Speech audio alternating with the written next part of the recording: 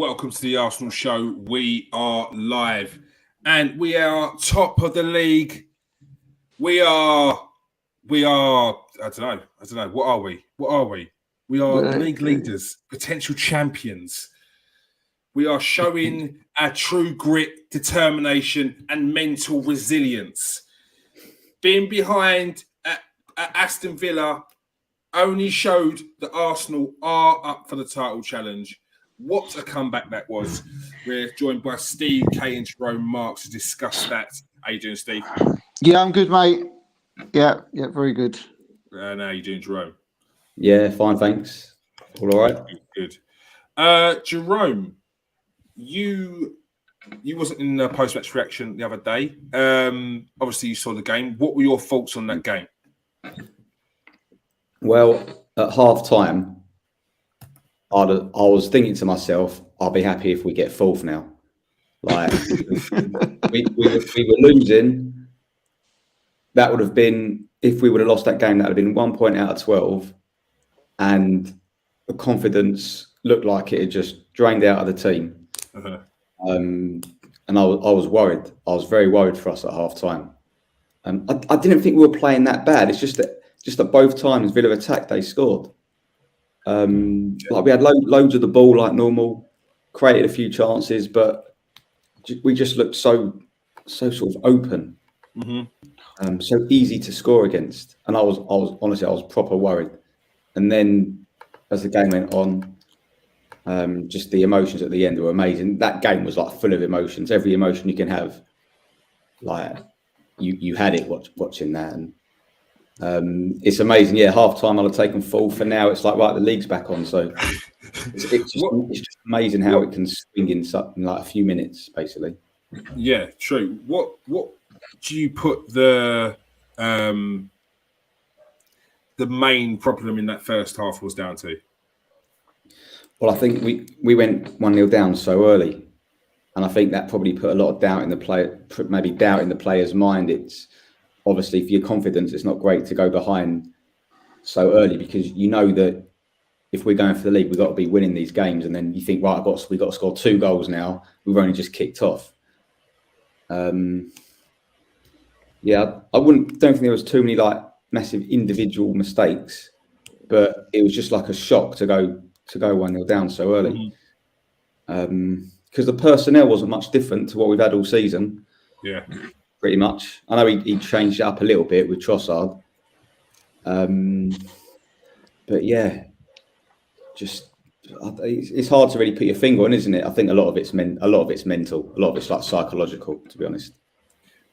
Steve, what do you put down that first half down to the other day? We've come to the back of 3 abject results: Everton loss, Manchester City FA Cup exit, then the Manchester City loss, then the points dropped to Brentford. Would you put it down to that and having to sort of? What would you put it down to? I'd say there was a little bit of that. A little bit of the fact that the team just recently haven't been sort of. Well, I say I've been playing well. We haven't been playing that bad. I just think things have gone against us. Certainly against in the Brentford game. Things certainly went against us then. And the mental part, Jerome makes a good point, because when you think about that, we lost to Man City and we lost to Everton. We never beat Everton. We never beat Man City.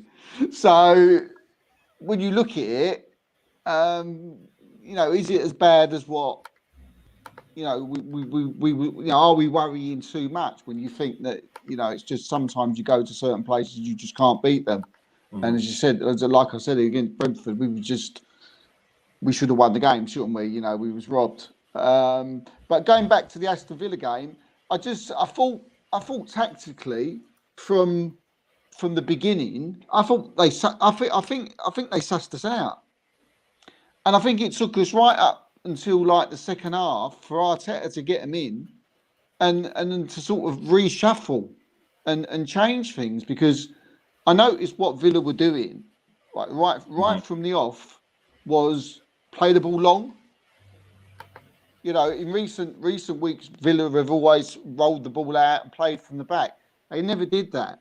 They played through us, and that seemed to counteract that, take out our press, where we closed teams down. That was non-existent, and I think they played over the press. You're saying?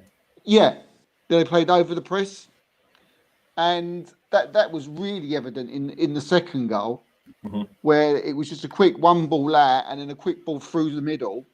You know, no messing about, ping, ping, ping between the backs. It just was bang, bang through the middle, and it was so easy for them to go up and score that second goal. It was scary, really, because it was like Arsenal have been so used to pressing from the front. I think Emery sussed us out, and I think that was partly. And I think he got us in at when we got into the second half. It completely changed because, like Jerome says, that first half was absolutely awful. I mean, it was very difficult to do the match ratings this week because there was part of the games where players were absolutely awful, and then parts of the games where they was absolutely outstanding. So there was a game of 2 halves was probably an absolute understatement. I think you got to give Villa a lot of credit for what they did, and also Arsenal a lot of credit from the way we turned it around in the second half. So yeah, it was a bit of both. All right. And the second half performances, we saw massive contrast in performances from the likes of Martin Odegaard. Who else stepped it up a big time in the second half? Maybe a little bit of Zinchenko. Zinchenko definitely stepped it up in the second half. So do you think that Mikel Arteta got into them at half time and had a few words and put them on blast? Or do you think he was as calm as he made out in his post-match press conference? No, I think he put a rocket up him at half time. Because he was like, I told them that they just need to give a little bit more. And I thought to myself, after that first half performance, there's no way you went in there and was that calm. We've seen Arteta at half time on that documentary. I think it might have been the West Ham away game when we were going for the Champions League. I think we might have been level at half time, and he laid into them, Arteta. And that was when we were drawing a game. So to be losing, and he's probably looked at it like the goals we conceded were such basic goals. It was way too easy to score against us. Like after all the work that he puts in, I'm sure he was probably so annoyed to be losing that game. Yeah. And they came out. They did a huddle before the half started. I mean, they came out early, and they knew that look, if you want to be champions, you got to go out and win this game. And he must have got stuck into them, and it had the desired effect. I know we left it a bit late, but so be it sometimes. Yeah, very true. Steve, how much show of mental strength does this prove that Arsenal actually have? Yeah, I mean, I think the mental strength through this team is probably the strongest bunch of mentally on it individuals in the league. I think like after this, especially after this Villa game, and I'm talking about players like Saka, Odegaard, Zinchenko, even like Eddie Nketiah. For them to come out the way they played in the second half, the mental strength for this side is absolutely incredible. I mean, some of them, especially someone like, Bukayo Saka, he should be, if you could bottle some of Bukayo Saka for whatever he is and, sell it to Holland Barrett's or something, you'd make a fortune, wouldn't you? This guy, he's got something that is just absolutely incredible. But it's so much about when you're going into this title race is it's not the performances, it's how you respond, and how you come away and you get the result you need. You know, things didn't go for us against Brentford, but we ended up getting a point in the end. We got that. You know, same thing, you know, against Villa. You know, we was on the racks, we was in trouble. We keep coming back. We kept coming back. I know we said we played bad in that first half, and we did. But when they scored, we came back and scored straight away afterwards. As soon as they went in at half time, they come out again. Minutes into the second half, they've scored again. The important thing to me, that shows the mental strength is up there with it. Like I already said, it's the highest, because it's okay Mikel Arteta taking them in and giving them a rollicking or giving them a bollocking at half time after what performance is. But then what you want them from your team is your team's got to respond to that bollocking, right? Mm-hmm. And Arsenal certainly did, you know, and they've done that all season, to be fair to them. And it's like what Jerome said there, you know, Arteta wouldn't have been happy, even if you win a game, even if you lose a game. If he sees something that's not right, he will call them out. He will rack them. I mean, it's not many times we've done that this season through the league, you know, won and been lucky. You could probably pick out the Leeds one, but I wouldn't be surprised if he would have given them a rollicking for that, because we didn't play really great on that day. I mean, that's really picking. But, you know, to come out and then respond to it, come out early, it's like 2 minutes early, they was out, and then we never looked back. And then Villa just then did not know what hit them. And I've seen some highlights, some clips from players since the game, and some of the close-ups of Zinchenko, of Odegaard and Saka, and you know the fist pumping and Xhaka running on pitch when he's got substitute and things like that. It's just fantastic, mate. Incredible mental strength. Jerome, do you think this is the first time Arsenal can be, rather than people looking at Arsenal's victory the other day as a sign of champions, as opposed to a team that's playing bad and scraped to win? Do you think this is the first time clubs, maybe this season, or people, pundits alike, this season are looking back and thinking, actually, this is actually a sign of champions, rather than the other way they go, which is usually Arsenal were lucky to win that, or scrape to win, or just a lucky comeback, or whatever? Yeah, it's a really good question. We've you know, teams have comebacks in the past when, you know, they're mid-table or they don't have to be going for the leagues and they still come back. I think though what's in the minds maybe of pundits, etc., is that we're running out of games. Like there's only 15 league games left now. So I think that maybe subconsciously in people's minds, or even consciously, like the finishing straight isn't so far away now. And so when you're looking at other teams that are going to catch Arsenal, I know there's only a couple of points in it with a game in hand, but the games are going to run out, you know, soon. So I think that might have been in people's minds when they're thinking that are Arsenal like serious title contenders. When it's like December, late November, you know, there's loads of games to go. Now it's like, right, there's only 15 games left. Like, yeah, but you know, it's not tons. It's still a fair few, but it's not like loads and loads of games left. So I think that's got something to do with it.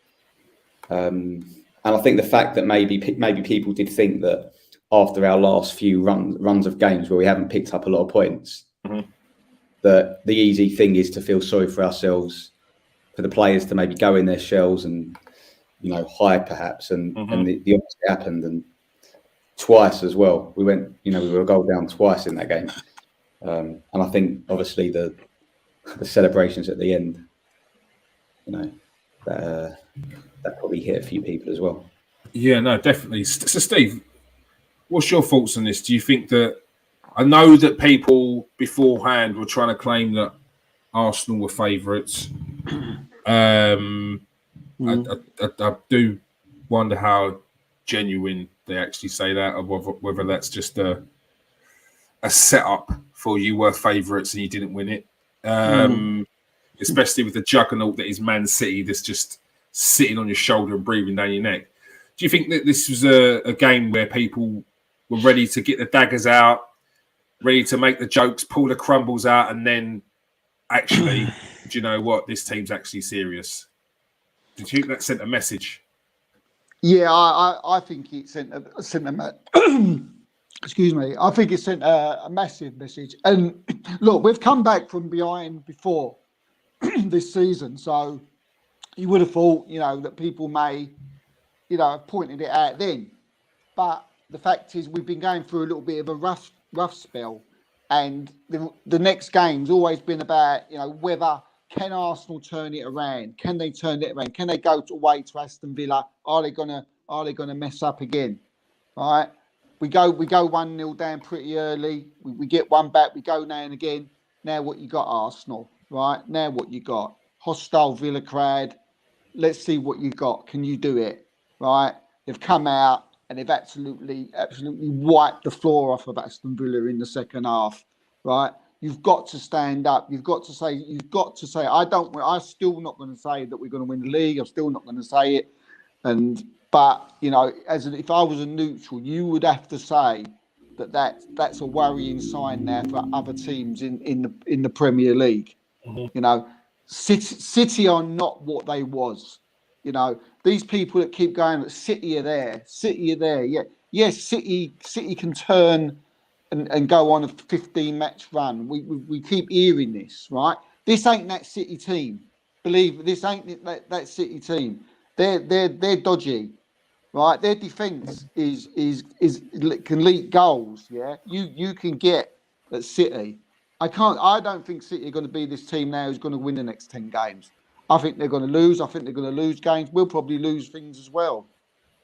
But I think people should look at us now. People should look at finally. And I think Jerome makes a good point. These games are running out now.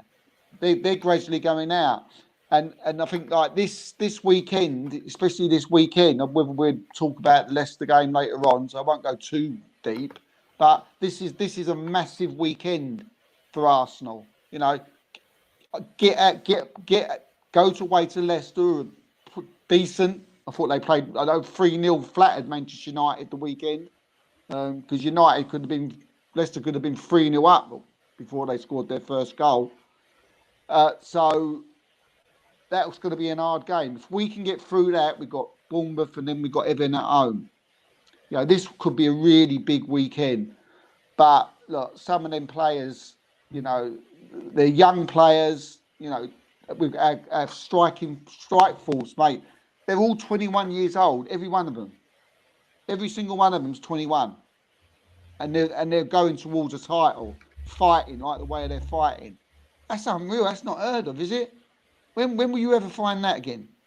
That you've got 3 21-year-old strikers. People need to giving these players some credit. Eddie Nketiah, Bukayo Saka, world class, no matter that. Even Martinelli's dropped off a bit before we come back. He got his goal. 21. That's crazy. That's mad. But yeah, mate, it's people need to start giving credit, and yeah, the mental strength is unbelievable at the minute, and considering they're young kids as well. Yeah, definitely. Jerome, do you think this Man City team can go on a run of 10 games and put some serious pressure on Arsenal to the end of the season? Look, it's possible, isn't it? It's Man City, and when you look at their players, you can't put it past them. Like Steve's right, there does seem to be a little difference this year with City, but the way it's sort of cliched and stuff, but Arsenal can't bother thinking about Man City, because if Arsenal win their games, they win the league. So you can't. I'm sure the Arsenal players have got enough on their plate, enough in their mind in terms of all the tactics that Arteta wants them, the way he wants them to play, the pressure of being top. to start thinking about another team and another team's results, like it's not going to be helpful. But yeah, you can't put it past Man City. Like they're more than capable of it. But then again, so are we. So yeah, I don't think we can bother worrying about Man City. But look, if they slip up, obviously I won't be crying. But look, they're a top team. Look, they beat us, didn't they, last week? Yeah. You know, especially with Haaland up front. I mean, it's not as if they're a team that doesn't have possession and he just needs a chance and he scored. Like against us, they didn't have a lot of the ball, but normally they have all the possession, and it's just attack against defence with them normally. So yeah people keep going on about, don't they? People keep going on about Jerome, about how like, oh, you've got to play City again. You've got to play City. Yeah, we can play City again. Yeah, they can beat us again. I think we've got them in the 3 games time, haven't we? Right. Yep. So we play them again. They beat us again. Fine, you beat us again. We win a game of hand. We're still top. Yeah. You lose. You get another draw against a team like Forest. We win. We go 5 points clear. So yeah, it's those games that we need to capitalise on, though, isn't it? Yeah, I don't believe. I've never believed, Kears, from day one that this you got to play City right means absolutely nothing. It doesn't mean a thing. I've watched football long enough. We beat Leicester, didn't we? Didn't we beat Leicester twice when they won the title? Yeah. Yeah. So, you know, it happens. You know, you don't mean you're going to lose. You're going to win or you're going to lose. So, even if we, you know, I don't think we have to win that City game. As long as we win the others. Like you said, kids, you've got to win the others. And that's the thing. Do you think potentially, because obviously we can't really say what it was with regards to, I know Everton, it seems to be a bit of a bogey team. Is Everton going to be our bogey team away from home? We don't know. Brentford, they're a very tough team. Slipped up against them once last season, but it was at home this season that we seem to have dropped points. Do you think that a Villa game could be a serious turning point in the season for the players, for that self-belief that no matter what happens, they can turn things around and they've got what it takes to actually win this league? Steve? I think they know, mate. I think they've known for a long while. I don't think you get to this stage in the season. I think they know they can win the league. I think deep down they know, and they know that if they go behind, that they can get together as a team, they can get in their huddles, they can talk together, they trust each other. And I think through the season, they've built up that trust, they've built up that strength to know that they can go and play any team and that they can beat anybody at any time and play the football they can, that they want any time against anybody. I think they know. I think they're convinced. I think they know they can win the league. I think Arteta knows he can win. They won't come out and say it, you know, that they're going to. Obviously not. Like we won't. We're not going to come out and say because we all know it's football and anything can happen. But I just feel that, you know, that all season there's been times when this team has had to pull together, come from behind. You know, been given these big tests. You know, we've had to go away to different places and we've gone and we've beat them. You know, we've gone behind against Manchester United. We've beat Spurs away. You know, loads of different tests and things. And they genuinely believe that they can come out and turn things around and win the game. And I think they know that they've got the mental strength. I mean, it's incredible. So, I mean, even the photographers thinks knows that we can win the title. You know, old Stuart McFarlane, you know, I was watching that on YouTube today. But, yeah, I mean, you go through them and you try and find faults. We've just got to to try and, you know, not get into that situation where we have to keep coming from behind. Because there's always that possibility that there may be a game where we slip up. But at the moment, mate, as I say, maybe it's a plus that they're so young because they don't seem to have no fear. And what's good is that they just, whatever the situation they're put in, I mean, to the adversity and the stick that the Arsenal players have been getting over the last few days, few weeks, because of the Brentford game, because of the Everton game, because of the loss to Man City, to come out and go to Villa and come from behind and play like the way they did in that second half and come away with a 4-2 victory, that you've got to be some team to be able to do that. So I think they've got the mental strength. I think they know it, mate. I just can't believe how young they are. That they've got that. But yeah, it's fantastic and very exciting. Jerome, do you think the game the other day could play its part and have given them self-belief that they can win this league, or do you think they already had it? There might have been doubts creeping in, maybe after the last few results, but I think, like with this Jorginho signing, I'm sure Jorginho is going around the team, instilling a lot of belief and telling the players because he's been there and done it, and Zinchenko's the same, Jesus is the same. They will be telling this team like believe, basically, and if they don't believe now, they'll never believe because of the position they're in. You don't get to nearly end of Feb, top of the league, and think, "Oh, I'm not sure we can do it." Now, the best bit, one of the best bits for me was that when Xhaka, he was taken off as sub and he ran cross pitch to celebrate with the team, and you don't do that if it's just like another 3 points. Like they know that this game meant something, and yeah, I'm sure the belief is there. Look, they're all human, so I'm sure there is a little bit of doubt. Like it's not 100%, obviously it's not 100%, but I'm sure they're talking about it between themselves when they're, having lunch or whatever, having breakfast together. Like they'll be talking about it definitely. And yeah, I think, like I said, with the inclusion of those players that have already won stuff, they'll be putting their influence on the other players as well, giving them extra belief, and they'll think, God, if he's won it, and he's saying, look, we're on course here to do it, we can do it, then that'll help as well. That's a great point, though, isn't it? That's a great point.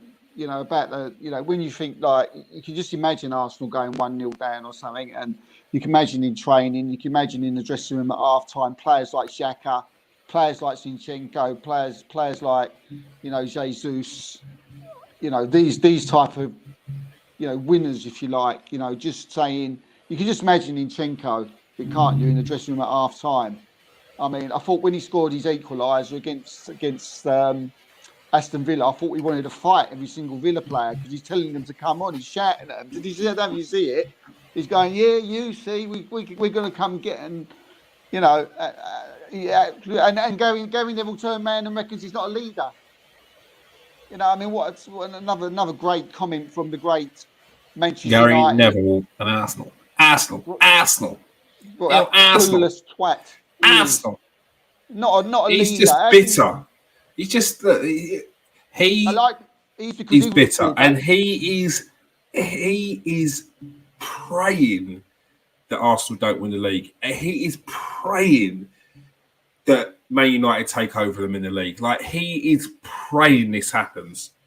Like, he is so bitter that he will see Arsenal do something and play it down, and he'll see Man United do exactly the same thing, and he will say, this is why I love this Manchester United team. And you're like, are you crazy?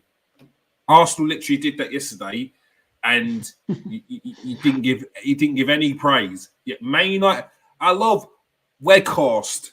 Now, Eddie Nketiah does the same job as what Weghorst is doing. He's working hard, he's chasing things down, except for Weghorst ain't scoring goals.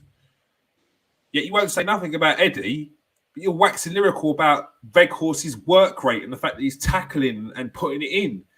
Now, it's commendable to praise Weghorst because he's doing something for Man United, is making a difference. But you're not saying the same thing when it comes to Arsenal players, and you're meant to be unbiased. I don't like it. It stinks. Jorginho opened up about his move to Arsenal after Jorginho completed a surprise switch from Chelsea in the January transfer window. He was quoted as saying, "It's Mikel, one of the reasons He called me very quick. He made the deal in less than 48 hours. I'd spoken to Chelsea and I knew I was no longer part of their plans. I wanted to progress my career and Arsenal's project suits me. It's a young team that plays good football and fits my characteristics. I'd considered every scenario and made the decision. Sometimes you must accept when you are out of the project and those things have to come to an end. What do you say his other reasons were? His new teammate Aaron Ramsdale was already in praise of the Italian for his impact he's made in his brief spell so far. Speaking about Jorginho and Zinchenko after the victory in the Midlands, the goalkeeper said, "These are people which young players can tap into their minds. They have won major things, and when we have had a tough week like we've had, week where we lost, it could have quite easily made some of us feel nervous." That's probably was in the first 45 minutes, maybe. You just got told to go back to basics and play our game, and that's what's happened. So, Jerome, I know there were many people that were dubious about the signing of Jorginho. He's a different style of defensive midfielder to Thomas Partey. But could that be a good thing in the running towards the end of the season? And have Arsenal played a bit of a masterstroke in terms of bringing in Jorginho and a 12 million signing on a 2-year deal? Well, I think in terms of a backup for Partey, because that's probably what Jorginho is, I don't think there's anyone else you could probably have got in the January window for a decent amount of money. I think what Arteta likes about him, like with a couple of our other players, is when you see Jorginho play, he's like another coach on the pitch, isn't he? He's always pointing, he's always telling players where to go. And I think that, especially being in the centre of the pitch, I think Arteta likes that. Like Lokonga, he would have been playing in that position if Jorginho, wasn't there, and that's not his game, Lokonga, to start dictating things. I think Arteta likes that. Obviously, he lacks in certain departments. So physically, in terms of speed and mobility, he's not going to give you what Partey does. But on the ball, passing, keeping the ball moving, high pass completion rates. I think he made more forward passes in the Villa game than Partey's made the whole season. Yeah, I read. So that's right. He did. Yeah, I think it's. I'll tell you what the word is to describe this signing is. I think it's quite a shrewd signing, and it's probably a good challenge as well for Jorginho. Like a new environment. Look, he needs to really be surrounded by a couple of speedsters, which we've got on the wings, and with his passing range, he can hurt teams. So yeah, definitely a shrewd signing, and I think, like I said, he bought him not just for how he can play, but like what he'll bring in addition to the group. A little bit like one of the reasons why they've extended El Nene's contract today. I don't think they've extended El Nene's contract because he's going to be this superstar player for us, but I think he likes having him in the group. I think he's a good influence on the group. Yeah. I think in addition to Jorginho's playing style, which Arteta does like anyway, because he's tried to sign him previously, I think he thinks that he's going to have a positive influence on the team, on the squad. Yeah, no, definitely. We'll get onto the El Nene thing very shortly. Steve, how much of an impact do you think that Jorginho could have on this season? Just massive, mate. I thought he was a fantastic sign, as you know, right from the off.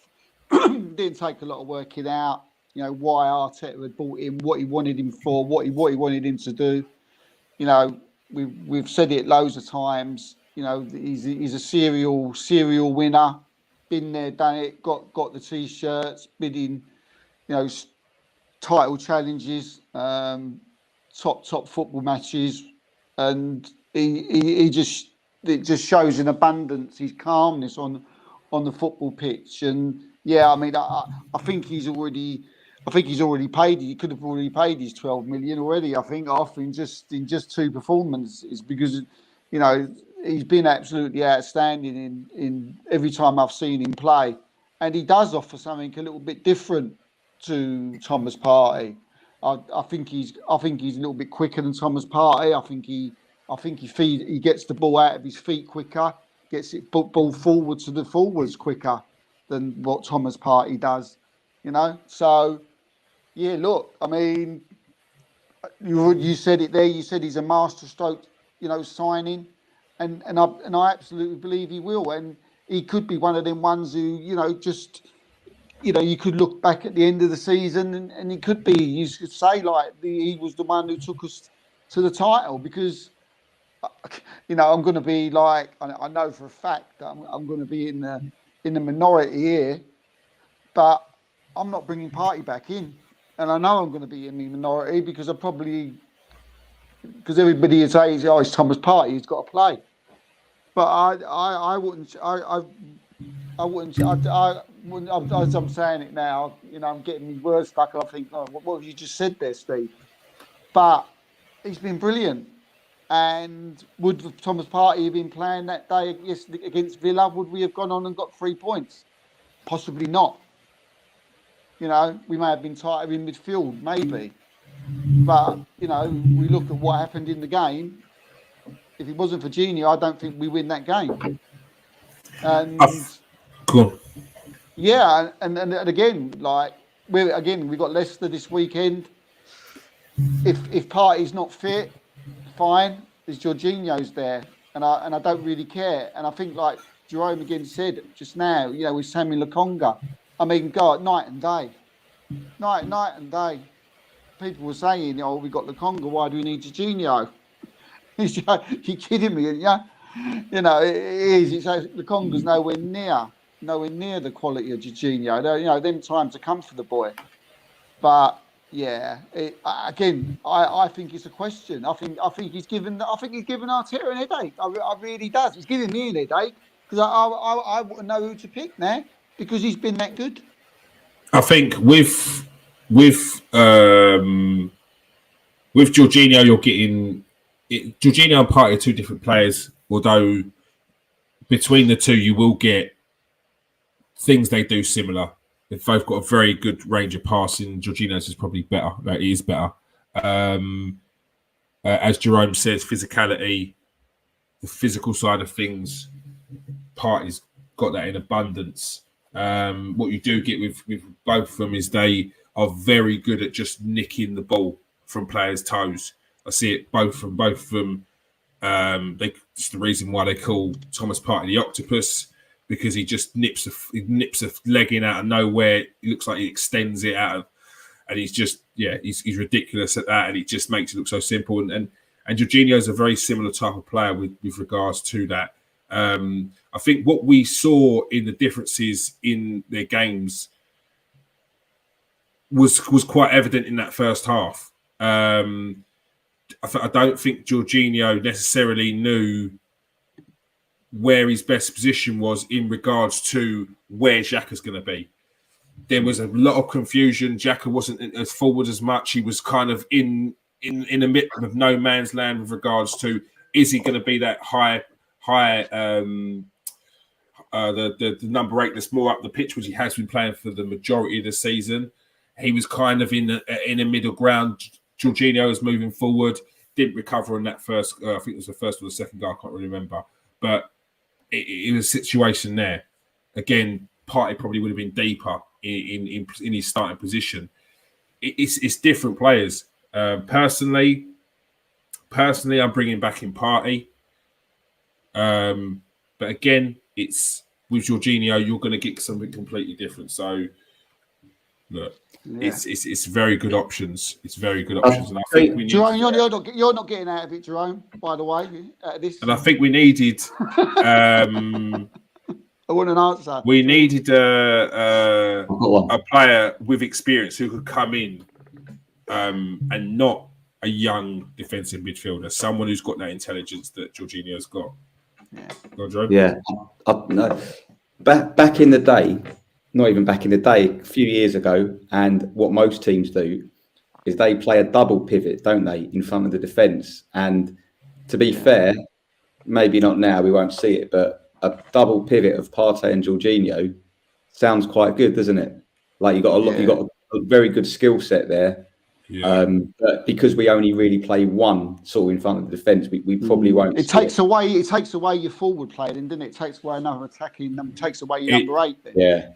Yeah, but it just means that Odegaard can be more attacking. He could like float between left and right, not because he generally stays on the right. Odegaard, doesn't he, with Saka? But he also wants to pick up the ball as well from a bit deeper, probably. He usually picks up the ball from Thomas Partey, so it would change the game completely. But yeah, no, it's a definite option. Yeah, Gordon, Jerome, who would you play against Leicester? I think if Partey's fit, I think you play him. I'm sorry to say, Steve. No. Look, it's not like I'm going to be gutted if Partey's playing, but personally, I don't think he will. Because I think he'll still be out injured. I think he might be on the bench because that's what they generally do to injured players, don't they? They normally put them on the bench. And it's not like Jorginho's been playing terrible. So, yeah, and he's been injured. So, how match fit is he? So, with all that, I would play Jorginho, and see how it goes. Yeah, it's a tough one though. It's like because the other thing is, like Kieran mentioned there, like with Xhaka. Is the Xhaka partnership is, is Xhaka used to playing better pie because Xhaka's had a couple of off games, isn't he? I mean, is that the reason why he's been off? You don't know. Well, we will see this weekend when we take on Leicester. A player who's just had his contract extended is Egyptian midfielder Mohamed El Neni. He's currently out with a knee injury. The timescale returns is unknown. He's likely to probably be out to the end of the season. But I have to say, this is very commendable from Arsenal. A good show of goodwill. Mohamed El Neni got injured halfway through the season, and his contract expires at the end of the season. But he does have a year option on that. Arsenal didn't have to take up that year option, but for a player to get injured on our watch and for us to just cut our losses at that point there would be very, very harsh. So, yeah, big shout out to Arsenal for doing that. Jerome, happy that Arsenal extended the contract of Mohamed El Neni, as you were saying earlier? I think money-wise, it's obviously very good because it's an experienced centre midfielder there that hasn't cost you a transfer fee, and is probably not on massive wages. Look, he's obviously not the greatest player in the world, but I guess it's good for depth. I think, without being too cynical, I think that because Arteta and El Neni, they were in the same team together, and by the sounds of things, I think Arteta and El Neni are like maybe quite close. Mm-hmm. I think he's looked after his mate here as well. I think that's a part of it, to be honest. But like I said, in addition, I think he likes having him around for his influence and his enthusiasm. Mm-hmm. Like, that doesn't moan. He's happy to be there. He's grateful to be there. Always gives 100%. It's probably a good, when young kids come into the team, probably good to look up to him in terms of the way he trains. So all in all, I guess it makes sense, especially with like hopefully European football next season as well. Okay, Steve, Mohamed El Neni, his contract extension, classy of Arsenal. Yeah, should have done it. What's your thoughts? Yeah, definitely, 100%, mate. When I see the news today, I was over the moon for him. As you say, he wouldn't have looked good, if we didn't do it, because he's got injured playing for Arsenal. But I don't think Arteta's that nice when it comes to like football. When it comes to like if you felt that he should move on. So I don't know if I've done it. I'd like to think that he's done it because he's his mate, but I don't think he He has. I think he wants. I think there's other reason why he wants him there. And I think like the fact that he is a good influence in the dressing room. He's Arsenal's longest serving player. He's been there since 2016. I'd like to think that he'll get a job after his contract and stay on at the club in some capacity and do whatever something there. Maybe a coach or something like that, or something with the youngsters and all that, because I think that is a massive reason. Obviously, there's the fact that they probably would have done it anyway, but he is a big influence in the dressing room. He's a fixture, isn't he, at Arsenal now? He's been there for like 7 years, and I'd like to see him stay at the club. I think he's a decent player. I think he'll be an option. I can't see him really getting much game time though, because if you've got Partey there and you've got Jorginho there, and then there's Lokonga and El Neni, and you're already talking about other central midfield players will come in. I feel that they probably will move him on, at the end of next season. But I'd like to see him stay in the club. I've got a lot of time for Mohamed El Neni, and as a player, I feel that he's never let us down. So yeah, good luck to him. I'm pleased that he's got his extra year. Yeah, it's good news for me. News that Saka's got his ankle heavily strapped and he's currently playing through the pain. Jerome, are Arsenal in danger of pushing Saka too far?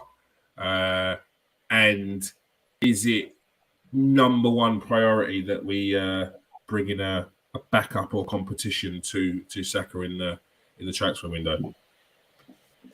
Yeah, there needs to be someone to back him up. But he's so good. Like, you got to have him on the pitch.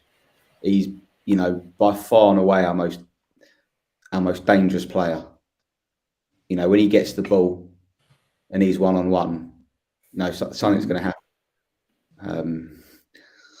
And yeah, it's just a shame that he just gets kicked so much. I'm sure you saw either today or yesterday it came out that I think, is it for every a player receives a yellow card, or every 10 fouls on Saka, there's only one yellow card that gets given for those 10 fouls. That's ludicrous. Kind of ridiculous. Especially when you look at some of them fouls as well.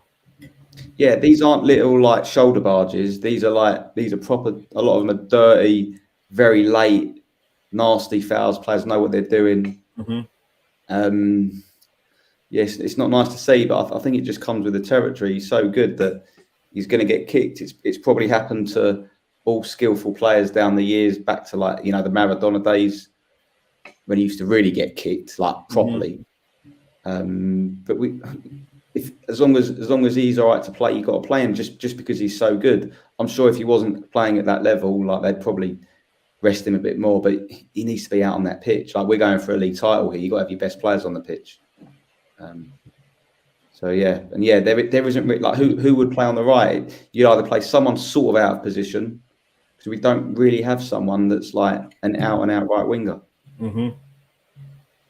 Steve, is it key that Arsenal brings someone in the next transfer window? And is there a worry that Saka's being pushed too hard? There's not a worry as much as what I used to have a worry, because this guy seems to be made of a different cloth. I've never seen. Look, do you know wingers? Mm-hmm. Normally they're crybabies, aren't they? I mean, I was a winger. I used to always try and get free kicks and all that, and that's what you used to do. But this guy just gets kicked and he gets kicked and he gets kicked and he gets up and he gets booted and he gets up. And what he does, he goes and scores an absolute weldy once he's been kicked, or he's been limping, or he gets. He's just made of something like I've never known. The guy's world class, and with world class, it's a fantastic thing, obviously, because he plays for your club. But it means something else. It means he's undroppable. You can't. We used to say to effect, "Oh, he needs a rest. Just bring someone else in." I don't think he can be rested. You know, we rave about someone like Gabriel Jesus, but you can think we're playing not Forest this week. Let's give Eddie a game if Jesus looks knackered, and you think, well, we can do that. You know, but with Saka, you say, who we give this drop Saka? You know, and who can we bring in? And you think, who can we bring in? We can put Trossard out there. You can put maybe Emil Smith-Rowe. I don't know, someone like that. Or like you said, you've got to go and buy somebody. But then you get into the situation where the guy who's coming into Arsenal, he's not playing, whoever it is. because for me, Bukayo Saka is the best right-sided player in the world at the moment. I can't think of someone. So it's difficult. We want to rest him. That's why I think Arteta has been rattling on about recently about he's protecting, because he needs to play. He can never be dropped. Yes, okay, Europa League games, give him a rest, but the league, forget. He's got to play every single game with that, especially now. I mean, and I think Arteta's known that all season. Really, he knows he's undroppable. He's the keeping, but he's got to be more protected by referees. I mean, that stat that Jerome just brought up, as you said, is absolutely ridiculous. But yeah, I mean, any club in the world would want him. Just need that. Hopefully, they get that contract signed up quicker. But he's made of incredible. He's made of something that I don't think something of this earth, because he's just like he's nothing. He's something like I've never seen. He's incredible and he's undroppable. So you actually maybe not bringing someone in. The more I'm thinking about it, is maybe that player's already there. Maybe we've got to sort of just play in the Europa League games, put Trossard out there or swap Martinelli over there to the right or something, because it's going to be very difficult to bring someone in to be the understudy to Bukayo Saka. But that's surely down to the manager, Richard Garlick and Edu, to sell that to the player. Part of coming to Arsenal from the club that you're at is that you are not expected to start week in, week out. You can't go from, let's just say, we'll speak about this in a minute, you can't go from Wolves, coming to Arsenal and expect to start week in, week out. You wouldn't go from a team in the Premier League that's way down there to Man City and expect to start week in, week out. And why are we not in the same conversation as Man City? Because next season we should be talking about going for the league from the start of the season, not waiting until we're there and then we say, oh, actually, no, we're a part of this. Now, the turn in circumstances, the change of mentality needs to be, we are going for all four fronts. We want to win the league. You coming to us, you're going to help us win the league. You're going to challenge for that spot for Saka. You have to sell that to them. We can't, in my eyes, be talking about not bringing in someone that could challenge Saka because the other person might think I might not get enough game time. You have to bring in a player who has the mentality where they think they can take Saka's spot. And that's a winner as well, in my eyes. I don't want anyone in there that's looking at the team and thinking, oh, I'm not going to get in above Saka.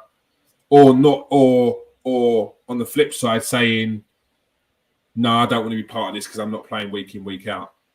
You should have belief that you can get that spot, or you should be thinking as a whole team, this is a team that I can win Premier Leagues, where I can win Champions Leagues. This is the team I could be a part of this.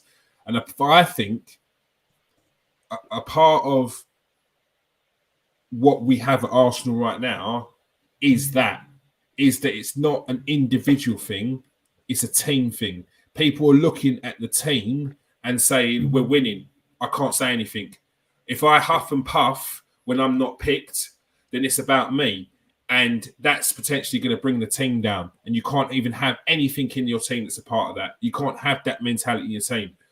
I've been in a team before where a player didn't get picked and he went, the manager flipped at him. He switched at him. Don't come into my team huffing and puffing. You're bringing the other team members down.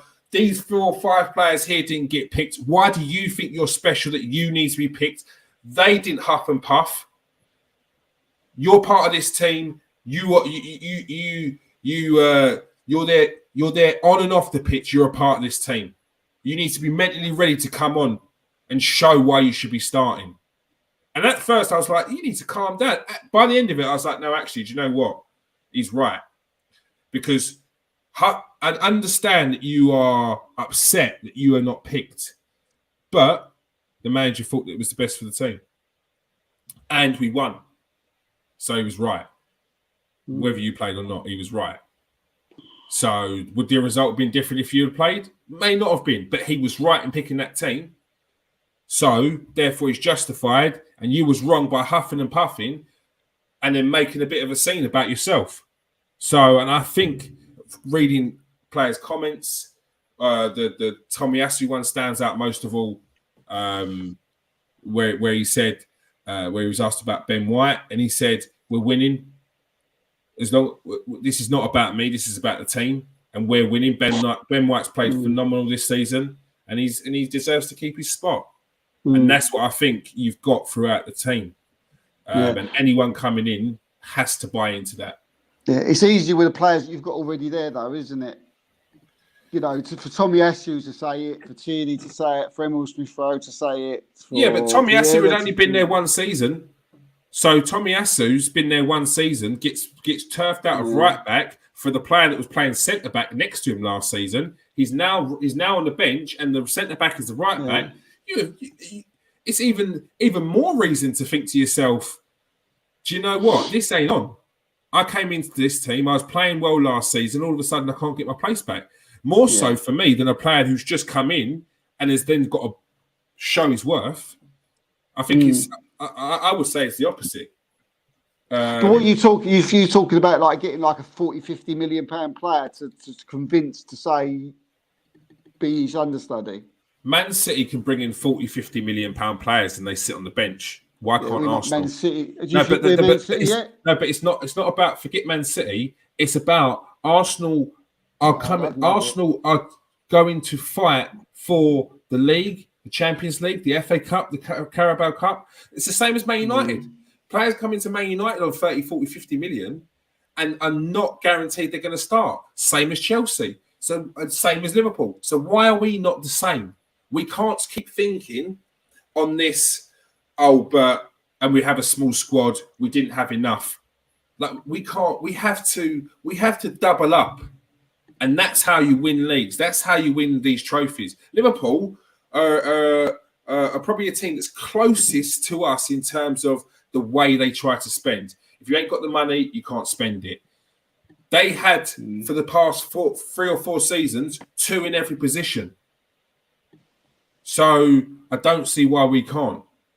They've currently got Diaz, Firmino. They had, last season, they had Diaz, Firmino, Jota, Salah, Mane, and then you've got youngsters like Curtis Jones and Harvey Elliott.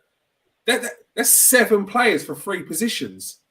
Now, Arsenal, we currently have we don't have that because we've got Saka who hasn't got an understudy or a competition.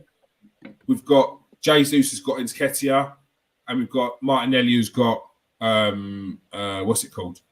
Martinelli who's got Trossard at the moment. We need reinforcements. It's needed, and I don't think we should be dumbing it down because there's players who can come up who could fill in the spot just behind that person.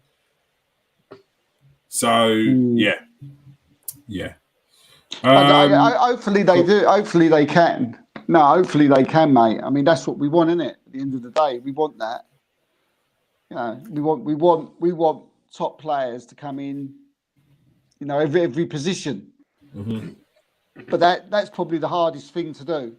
if we can do that, then because that's where we want to be, like you said, that's where we want to be. We want to be able to go and get a top player who's already kicking it, but sort of who's well known, who's smashing it now. Yeah. And to say, yeah, but you're not starting. And then they've got to convince them. Yeah. 100%. Look, in my eyes, Trossard is no different to a Neto in terms of Premier League billing.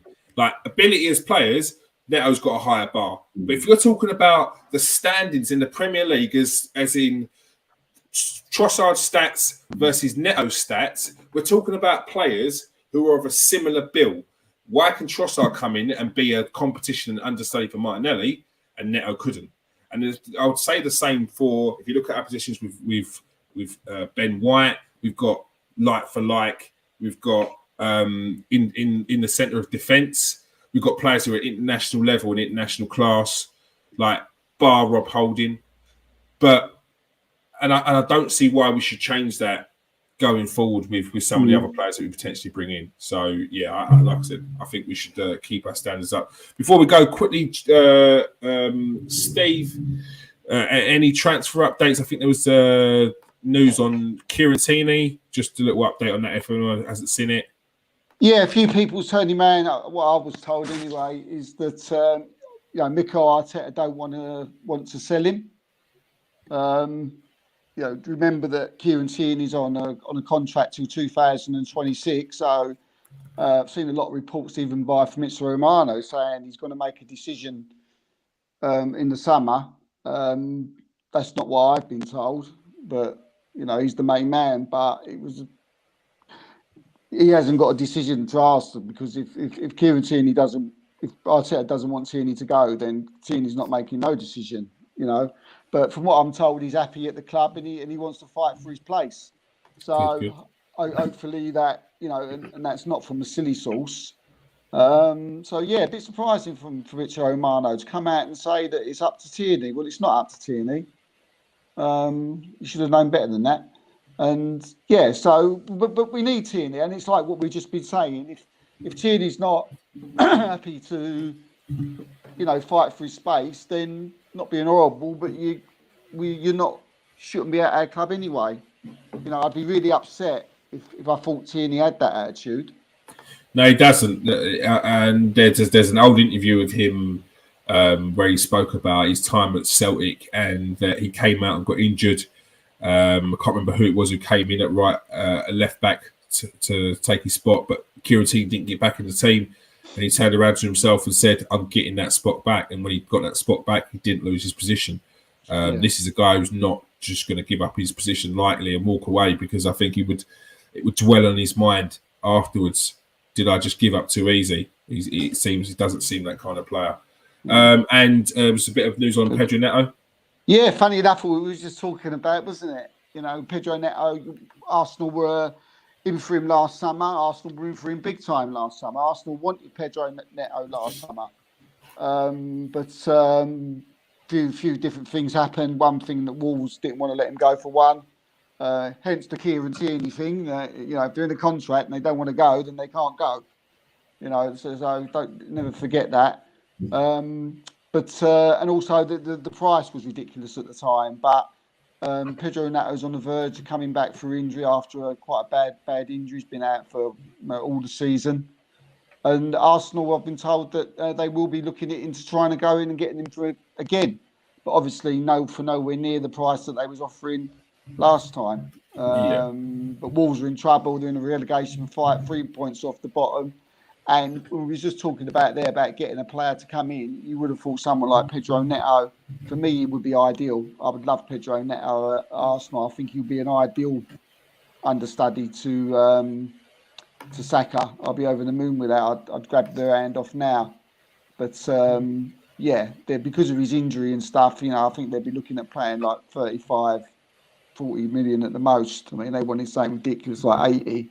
Mm-hmm. Yeah, but it's one that they're going to revisit in the summer. All right. Well, make sure you keep an eye on that. Make sure you check out the Transfer Exchange Show on Twitter and check out Steve's page as well. Thank you, everyone who's joined us tonight. Thank you very much for joining us tonight, Steve and Jerome.